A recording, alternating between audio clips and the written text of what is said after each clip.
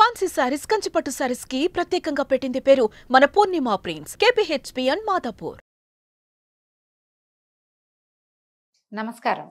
కార్తీక పురాణం 17వ రోజు పారాయణలోకి వచ్చాం. కాంద పురాణాంతర్గత కార్తీక పురాణం వినేసాం. ఇప్పుడు పద్మ పురాణాంతర్గతమైనది వినబోతున్నాం.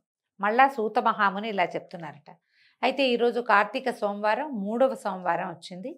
సోమవారం నాడు మామూలుగా మిగిలిన రోజుల్లో చేసినా చేయకపోయినా ఈ ఒక రోజైనా తెల్లవారుసామునే నిద్రలేచి సూర్యోదయాత్ పూర్వమే స్నానం చేసి దీపారాధన చేసుకుని కార్తీక దామోదర ప్రీత్యర్థం ఈ రోజున ఉపవాసం ఉంటామని సంకల్పించుకుని ఉదయకాలం ఉపవాసం ఉండి సాయంకాలము దీపారాధన చేసుకోవటం, దేవాలయ దర్శనం చేయటం ఏదైనా చేసి చుక్కలు చూశాక చంద్రుడు వచ్చాక మనం భోజనం చేయొచ్చు. విశేషమైన రోజు, అవకాశం ఉన్నవాళ్ళు ఈ రోజున ఉపవాసాన్ని నిర్వహించుకోవచ్చు. సూత మహాముని మళ్ళీ చెప్తున్నాడు. పూర్వాధ్యాయంలో చెప్పినట్లుగా సత్యభామ శ్రీకృష్ణునికి నమస్కరించి, ప్రాణేశ్వర, కాలస్వరూపుడవైన నీకు సర్వకాలాలు అవయవాలై అలరారుతూ ఉండగా తిథులలో ఏకాదశి, నెలలలో కార్తీకము మాత్రమే ఇంతటి ఇష్టమవటానికి కారణమేమిటో సెలవు ఇవ్వవలసింది అని అడిగేసరికల్లా నవనీత చోరుడు ఇలా చెప్పటం మొదలుపెట్టాట. సత్య, చక్కటి ప్రశ్ననే వేశావు. ఇది అందరూ కూడా తప్పనిసరిగా తెలుసుకోవాల్సిన విషయం. గతంలో పృథు చక్రవర్తి నారదుని ఇదే ప్రశ్న వేశాడు. అప్పుడు నారదుడు చెప్పిన దాన్నే ఇప్పుడు నేను నీకు చెప్తున్నాను, విను. సముద్రనందనుడైన శంఖుడనే రాక్షసుడు త్రిలోక కంటకుడై సర్వదేవతాధిక అధికారాలను హస్తగతం చేసుకుని వాళ్ళని స్వర్గం నుంచి తరిమి కొట్టాడు. పారిపోయిన దేవతలు తమ తమ భార్య బంధువులతో సహా మేరుపర్వతపు గుహలలోకి పోయి తలదాచుకున్నారు. మేరుపర్వతం అనేది బంగారు పర్వతం అని చెప్తారండి. స్వర్గానికి వైకుంఠానికి మధ్యదారిలో ఉంటుందట. అయినా శంఖుడికి తృప్తి కలగలేదు. పదవులు పోయినంత మాత్రాన పటుత్వాలు పోతాయా? పదవి లేనప్పుడే పునః దాన్ని సాధించుకోవటం కోసం వాళ్ళు తమ తమ బలాలని పెంచుకుంటారు. ఆ రీత్యా వేదమంత్రాల వల్ల దేవతలు శక్తివంతులయ్యే అవకాశం ఉంది కనుక వేదాలను కూడా తన కైవసం చేసుకోవాలనుకున్నాడు. విష్ణువు యోగ నిద్రాగతుడైన ఒకానొక వేళలో బ్రహ్మ నుంచి వేదాల్ని ఆకర్షించాడు. కానీ యజ్ఞమంత్ర బీజాలతో కూడిన వేదాలు శంఖుని చేతి నుంచి తప్పించుకుని ఉదకాలలో నీళ్లలో తలదాచుకుని సముద్ర జలాలలో ఉండిపోయినాయట. అది గుర్తించిన శంఖుడు సాగరంలోకి గర్భంలోకి ప్రవేశించి వెతికాడు, కానీ వాటిని పసిగట్టలేకపోయాడు. అంతలోనే బ్రహ్మ పూజాద్రవ్యాల్ని సమకూర్చుకుని మేరుగుహాలయ వాసులైన దేవతలందరినీ వెంబడబెట్టుకుని వైకుంఠానికి చేరాడు. సమస్త దేవతానేకము కలిసి వివిధ నృత్యవాద్య గీతనామ స్మరణాదులతోనూ ధూపదీప సుగంధ ద్రవ్యాలతోనూ కోలాహలం చేస్తూ యోగ నిద్రాముద్రాభిరాముడైన శ్రీహరిని మేల్కొల్పే ప్రయత్నం చేశారు. ఎట్టకేలకి నిద్రలేచిన ఆ శ్రీహరిని షోడశోపచారాలతోటి పూజించి శరణు కోరారు దేవతలు. శరణాగతులైన సురులను చూసి రమాపతి ఇలా అన్నాడు. మీరు చేసిన సర్వోపచారాలకి సంతోషించిన వాడై మీ పట్ల వరదుణ్ణవుతున్నాను. ఈ కార్తీక శుద్ధ ఏకాదశి రోజున తెల్లవారుసామున నేను మేల్కొనే వరకు మీరు ఏ విధంగా అయితే నన్ను సేవించారో అదేవిధంగా ధూపదీప సుగంధ ద్రవ్యాదులు నృత్య గీతవాద్య నామస్మరణాదులతోనూ షోడశోపచారాలతోనూ కార్తీక శుద్ధ ఏకాదశి ప్రాతర్వేళ నన్ను సేవించే మానవులు నాకు ప్రియులై నా సాన్నిధ్యాన్ని పొందుదురుగాక. వాళ్ల చేత నాకు ఇయ్యబడిన అర్ఘపాద్యాదులన్నీ ఆయా భక్తుల సుఖసౌఖ్యాలకే కారణమగుగాక. ఇప్పుడు మంత్రబీజ సమాయుక్తాలైన వేదాలు ఉదకగతాలైనట్లే ప్రతి కార్తీక మాసంలోనూ కూడా వేదాలు జలాశ్రయాలై వెలుగుగాక. నేనిప్పుడే మీనావతారుడనై సముద్ర ప్రవేశం చేసి శంఖుని సంహరించి వేదాలను కాపాడదనుగాక. ఇక నుంచి కార్తీక మాస ప్రాతర్వేళ మానవులచే చేయబడే నదీ స్నానం అవబృధ స్నాన తుల్యం అగునుగాక. మరియు ఓ మహేంద్ర, కార్తీక వ్రతమును ఆచరించిన వారందరూ నేను వైకుంఠమును నీవు స్వర్గమును పాలించడం మనకి సహజమైనట్లుగానే పుణ్యలోకాల్ని పొందదగి ఉన్నారు. ఇది ఎంత విశేషంగా చెప్పారో చూడండి. ఓ వరుణదేవ, కార్తీక వ్రతనిష్ఠుల కార్యాలకు విఘ్నాలు కలగకుండా రక్షణ చేసి పుత్రపౌత్ర ధనకనక వస్తువాహనాది సమస్త సంపదలు అందించు. ఓ కుబేర, ఏ కార్తీక వ్రతాచరణ చేత మానవులు నా యొక్క సారూప్యాన్ని పొంది జీవన్ముక్తులు అవుతున్నారో అటువంటి వాళ్ళందరికీ నువ్వు నా ఆజ్ఞానుసారంగా ధనధాన్య సమృద్ధిని కలిగించాలి. ముక్కోటి దేవతలారా, ఎవరి కార్తీక వ్రతాన్ని జన్మవ్రతంగా భావించి విద్యుక్త విధానంగా ఆచరిస్తారో వాళ్ళు మీ అందరి చేత కూడా పూజించదగిన వారుగా తెలుసుకోండి. మేళతాళాలతో మంగళవాద్యాలతో మీరు నన్ను మేల్కొల్పిన ఈ ఏకాదశి నాకు అత్యంత ప్రీతికరమైనది. అందువలన కార్తీక వ్రత, ఏకాదశి వ్రతాలనే ఈ రెండింటినీ ఆచరించడం ద్వారా నా సాన్నిధ్యాన్ని సులువుగా పొందగలరు. దీనికంటే నా సాన్నిధ్యాన్ని పొందగలిగిన మార్గం ఇంకొకటి దగ్గర దారి లేదని తెలుసుకోండి. తపోదాన యజ్ఞతీర్థాదులన్నీ స్వర్గఫలాన్ని ఇయ్యగలవే కానీ వైకుంఠ పదాన్ని ఇయ్యలేవు సుమా అని చెప్పారు. అంటే వేదాలను రక్షించడానికి భగవంతుడు మీనావతారుడుగా అవతరించే ముందు అప్పుడు కార్తీక మాసమే ఉన్నది. కార్తీక ఏకాదశి నాడే ఆయన యోగ నిద్రలోంచి లేచాడని, అప్పటి నుంచి ప్రతి కార్తీకంలోనూ వేదాలు ఇలాగ సముద్రగతాలుగా అంటే జలగతాలుగా ఉంటాయని మనం ఏం చెప్పుకుంటామండి. విష్ణువు వ్యాపనశీలుడైన విష్ణువు జలాలలో వ్యాపించి ఉంటాడు. గంగ ద్రవరూపాన్ని ధరించి ప్రతి చోట జలాశయాల్లో ఉంటుందని మనం సాధారణంగా చెప్పుకుంటాం.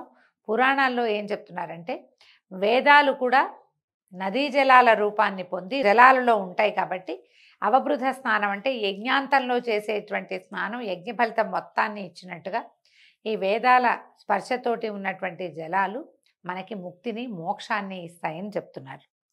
అయితే భగవానుడైన శ్రీ మహావిష్ణువు దేవతలకలా ఉపదేశించిన వాడై తత్క్షణమే మహామత్స్య శాబకమై చిన్న చేపపిల్లగా మారి వింధ్యపర్వతమందలి కశ్యపుని దోసిరి జలాలలో తోచాడు.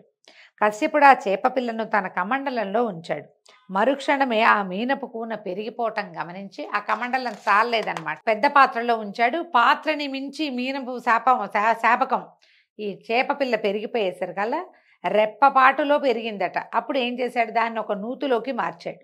ఆ శఫరీ శిశువు నూతిని మించి ఎదిగిపోవటంతో కశ్యపుడు దానిని ఒక సరస్సులో ఉంచాడు. కానీ విష్ణుమీనం సరస్సుని కూడా అధిగమించి పెద్దదైపోవటంతో దానిని తీసుకొచ్చి సముద్రంలో వదలవలసి వచ్చింది.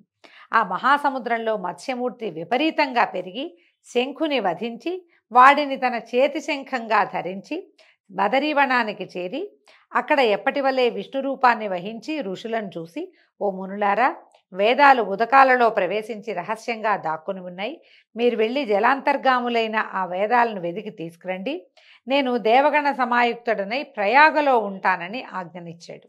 విష్ణువాజ్ఞని శిరసాధరించిన ఋషులు సముద్రంలోకి వెళ్ళి ఆ యజ్ఞబీజాలతో కూడిన ఉన్నటువంటి వేదాన్వేషణ ప్రారంభించారు. ఓ పృథు మహారాజా, ఆ వేదాలలో నుంచి ఆ ఋషులకు ఎవరికి ఎంత లభ్యమైందో అది వారి శాఖ అయినది. వాళ్ళు ఎతకడానికి వెళ్ళారు. ఒక కాగితంగా పుస్తకంగా లేదండి, స్వరసహితంగా ఉన్నాయట. ఎవరు దేన్ని పట్టుకోగలిగారో ఆ శాఖ వాళ్ళదైందనమాట.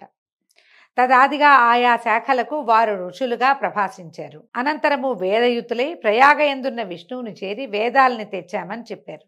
విష్ణువాజ్ఞపై ఆ సమస్త వేదాలను స్వీకరించినటువంటి బ్రహ్మ ఆ శుభవేళను పురస్కరించుకుని దేవతలతోనూ ఋషులతోనూ కూడినవాడై అశ్వమేధ యాగాన్ని ఆచరించాడు.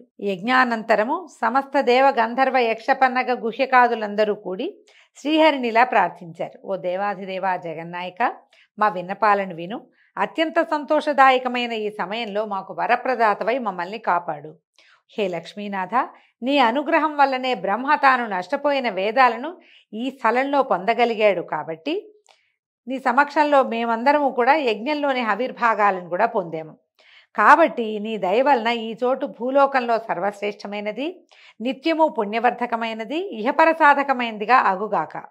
ఇదే విధంగా ఈ కాలంలో మహాపుణ్యవంతమైనది, బ్రహ్మహత్యాది పాతకాలను సైతం తొలగించేది, అక్షయ ఫలకరమైనది అయ్యేటట్టుగా కూడా వరాన్ని అనుగ్రహించు అని ప్రార్థించారు. ఇదన్నీ విన్నటువంటి ప్రార్థనలు వింటూనే వరదుడైన శ్రీహరి దివ్యమందహాసాన్ని చేసి ఏమన్నాడు, దేవతలారా, మీ అభిప్రాయం నాకు కూడా సమ్మతమైందే. మీ వాంఛితం ప్రకారమే ఇది పుణ్యక్షేత్రం అగుగాక. ఇక నుంచి బ్రహ్మక్షేత్రం అనే పేర ప్రఖ్యాతిగా కాంచునుగాక. అనతి కాలంలోనే బ్రహ్మ సూర్యవంశీయుడైనటువంటి భగీరథుడు ఈ క్షేత్రానికి గంగను తీసుకువస్తాడు.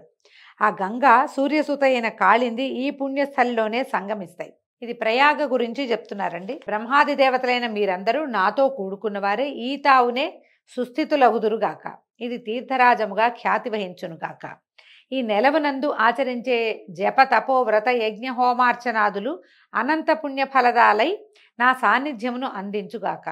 అనేకానేక జన్మకృతాలైన బ్రహ్మహత్యాది ఘోరపాతకాలు సహితం ఈ క్షేత్ర దర్శన మాత్రం తోటే నశించిపోతాయి. ఇక్కడ నా సామీప్యంలో మరణించిన వాళ్ళు నాయందే లీనమై మరుజన్మ లేని వాళ్ళు అవుతారు.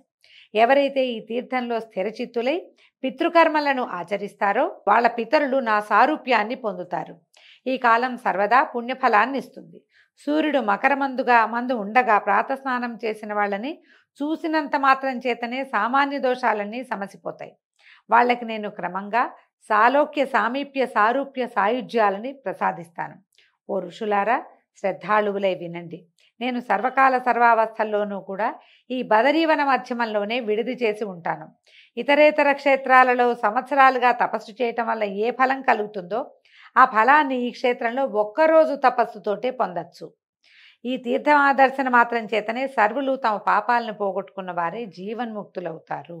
ఈ మొత్తం కథలో చెప్పింది ఏంటంటే బదరీవన దర్శనం. బదరికాశ్రమాన్ని ఒక్కసారి చూస్తే అక్కడ కొద్దిపాటి ప్రార్థన అయినా, మనం సాధారణంగా ఒక మాట వింటుంటాం, గోశాలకు వెళ్ళినప్పుడు ఒక్కసారి నారాయణ నామస్మరణ చేస్తే 1000 సార్లు చేసినట్టు.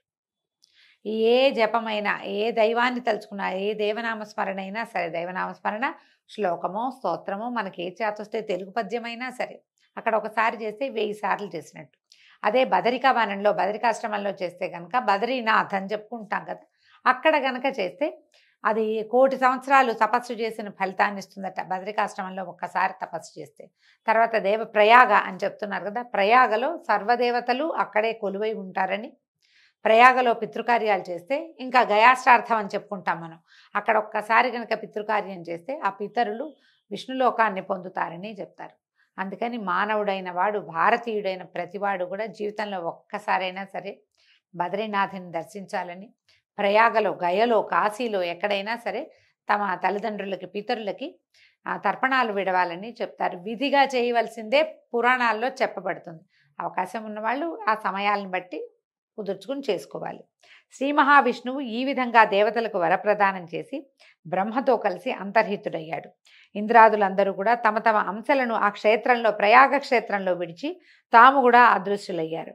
ఓ పృథునుపాల, ఈ బదరీవన యాత్రా దర్శనాదుల చేత మానవులు ఎంతటి పుణ్యాన్ని పొందగలరో అంతటి పుణ్యాన్ని కూడా ఈ కథాశ్రవణ మాత్రం చేతనే పొందగలరయ్యా అని నారదుడు చెప్పాడని శ్రీకృష్ణ పరమాత్మ సత్యభామాదేవికి చెప్పినట్టుగా సూత మహాముని సౌనకాది ఋషులకి తెలియజేస్తున్నాడండి. దీంతో ఈరోజు పారాయణ పూర్తయింది. రేపు ఉదయం మళ్ళీ పారాయణతో కలుసుకుందాం. నమస్కారం.